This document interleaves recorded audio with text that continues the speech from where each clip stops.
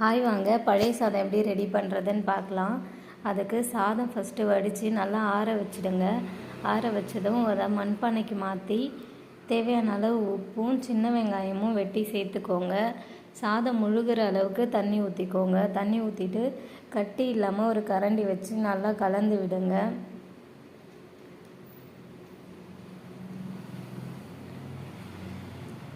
அவ்வளோதான். இப்போ நம்ம இதை ஒரு மூடி போட்டு ஓரமாக எடுத்து வச்சிடலாம். நாளைக்கு காலையில் ஓப்பன் பண்ணி பார்க்கலாம்.